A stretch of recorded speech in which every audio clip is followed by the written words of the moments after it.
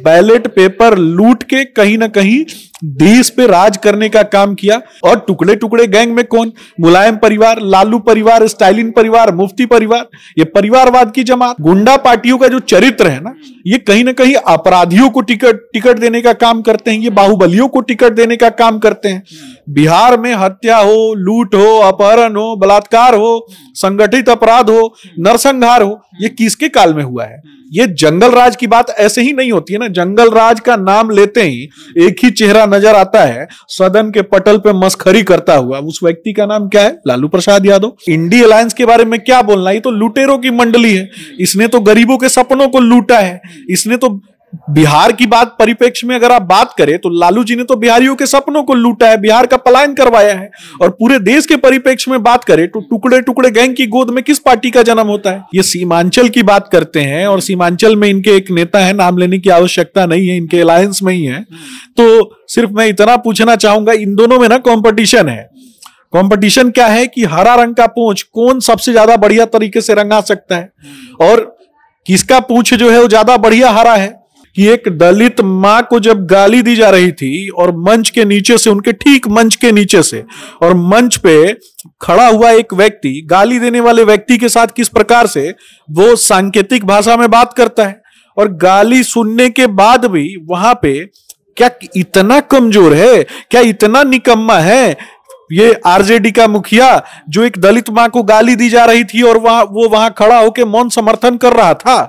Ballot paper को लूटा है और लूट कर उन्होंने देश पर राज किया है। देखिए, आदरणीय प्रधानमंत्री नरेंद्र मोदी जी गरीबों के बेटे हैं। वो गरीबों के लिए बात करते हैं, मध्यम तबके से आने वाले लोगों के लिए बात करते हैं। और आज पूरा देश जो है वो किस प्रकार से उनके साथ खड़ा है और उनको शक्ति दे रहा है। तो ये गरीब के बेटे को बोलने का अधिकार जो है ना, वो पूरे देश ने दिया है। और रही बात ये इंडी अलायंस के बारे में क्या बोलना, ये तो लुटेरों की मंडली है। इसने तो गरीबों के सपनों को लूटा है। इसने तो बिहार की बात परिप्रेक्ष्य में अगर आप बात करें तो लालू जी ने तो बिहारियों के सपनों को लूटा है, बिहार का पलायन करवाया है। और पूरे देश के परिप्रेक्ष्य में बात करें तो टुकड़े टुकड़े गैंग की गोद में किस पार्टी का जन्म होता है? ये कांग्रेस पार्टी का ही तो जन्म होता है। और टुकड़े टुकड़े गैंग में कौन? मुलायम परिवार, लालू परिवार, स्टालिन परिवार, मुफ्ती परिवार, ये परिवारवाद की जमात। तो इन लोगों ने बैलेट पेपर लूट के कहीं ना कहीं देश पे राज करने का काम किया, और हमने आम जनता के दिलों पे राज करने का काम किया और उनको कहीं ना कहीं साथ लेकर के चलने का काम किया। हम सेवा तंत्र में विश्वास रखते हैं। ये गुंडा पार्टियों का जो चरित्र है ना, ये कहीं ना कहीं अपराधियों को टिकट देने का काम करते हैं, ये बाहुबलियों को टिकट देने का काम करते हैं। बिहार में हत्या हो, लूट हो, अपहरण हो, बलात्कार हो, संगठित अपराध हो, नरसंहार हो, ये किसके काल में हुआ है? ये जंगल राज की बात ऐसे ही नहीं होती है ना। जंगल राज का नाम लेते ही एक ही चेहरा नजर आता है, सदन के पटल पे मस्खरी करता हुआ। उस व्यक्ति का नाम क्या है? लालू प्रसाद यादव। और उन्होंने तो अपने परिवार के अलावा किसी को पूछा है क्या? सिर्फ अपनी बेटी के चुनाव प्रचार में चले गए। वो तो सजा याफ्ता मुजरिम है। बोल रहे हैं कि ये लोग बैलेट पेपर लूटने वाले लोग हैं और अब लूटने का मौका नहीं मिल रहा है, इसलिए ये लोग बोल रहे हैं कि ईवीएम हटाओ, ईवीएम हटाओ। निश्चित रूप से ये हारे टूटे और थके हुए लोग हैं। इनको बहुत अच्छे से पता है कि इनका परिवारवाद का जो एजेंडा है ना, वो एक्सपोज हो चुका है। और इस एक्सपोजर के बाद ये कहीं ना कहीं ठीकरा किसके ऊपर फोड़ना चाहते हैं? तो ये ईवीएम के ऊपर फोड़ना चाहते हैं। ये सीमांचल की बात करते हैं और सीमांचल में इनके एक नेता है, नाम लेने की आवश्यकता नहीं है, इनके अलायंस में ही है। तो सिर्फ मैं इतना पूछना चाहूंगा, इन दोनों में ना कॉम्पिटिशन है। कॉम्पिटिशन क्या है कि हरा रंग का पूंछ कौन सबसे ज्यादा बढ़िया तरीके से रंगा सकता है, और किसका पूंछ जो है वो ज्यादा बढ़िया हरा है। तो ये कहीं ना कहीं रोहिंग्याओं को बढ़ाने का काम करने वाले लोग हैं। ये अपराधी मानसिकता वाले लोगों को बढ़ाने का काम करते हैं। देश में 100 करोड़ से भी ज्यादा सनातन मान्यताओं में बसा हुआ भारतवर्ष है। 100 करोड़ से भी ज्यादा सनातन मान्यताओं में बसे हुए भारतवर्ष के अगर उनके कल्चर, उनके सिविलाइजेशन और उनके धार्मिक आस्था पे अगर हम उनकी रक्षा करने की बात करते हैं तो ये सीधा उंगली उठाते हैं। ये कहीं ना कहीं मंदिरों को तोड़ने की बात करते हैं, रामचरितमानस को पोटेशियम साइनाइड बताने का काम करते हैं। शिक्षा से आगे गुणवत्तापूर्ण शिक्षा की बात कौन करता है? वो तो हमने किया ना। हमने आईआईटी खोले, हमने 390 विश्वविद्यालय खोले। इन्होंने क्या किया?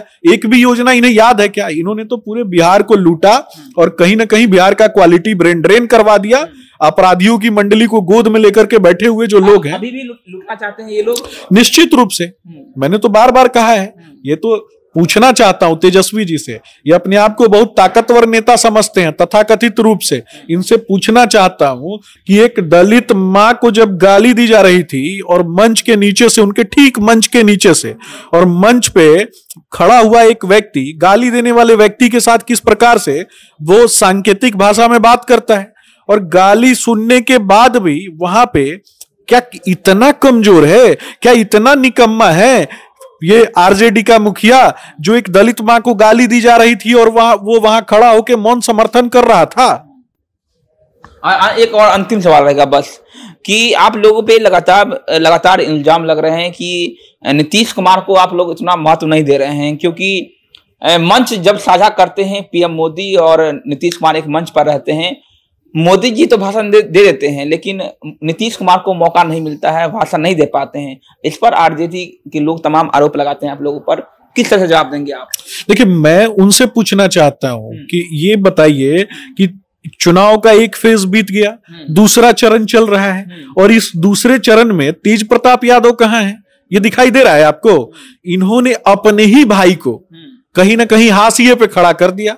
ये सवाल पूछते हैं किससे? ये भारतीय जनता पार्टी से सवाल पूछते हैं। मैं पूछना चाहता हूं इनसे आपके चैनल के माध्यम से, आज तो लालू जी और राबड़ी जी हैं दुनिया में, तब तेजस्वी जी ने अपने ही भाई का ये हाल कर दिया, तो कल क्या करेंगे? इस पर तो जवाब देना चाहिए ना। क्या तेज प्रताप जी में क्षमता नहीं थी क्या नेता बनने की? सिर्फ तेजस्वी जी में ही क्षमता कैसे हो सकती है? रोहिणी जी तक को इन लोगों ने सिंगापुर से लैंडिंग करा दिया, लेकिन तेज प्रताप जी को नहीं उतारे चुनाव में। समस्या क्या है ना, क्योंकि इनको अपने भाई से ही खतरा है।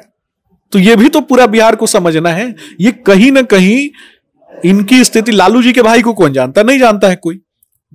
आम जनता जो है वो नहीं जानती है। इन लोगों की तो ना नीति है, ना नियत है, ना नैतिकता है। ये तो किसी भी स्तर पे गिर सकते हैं। ठीक है, देखिए साफ तरीके से आरजेडी के लोग किसी भी स्तर पर गिर सकते हैं, और तेजस्वी यादव पर जमकर कटाक्ष कर रहे थे बीजेपी के प्रवक्ता सुमित शशांक, और यहां तक कि कहा है कि लालू यादव के भाई को कौन जानता है।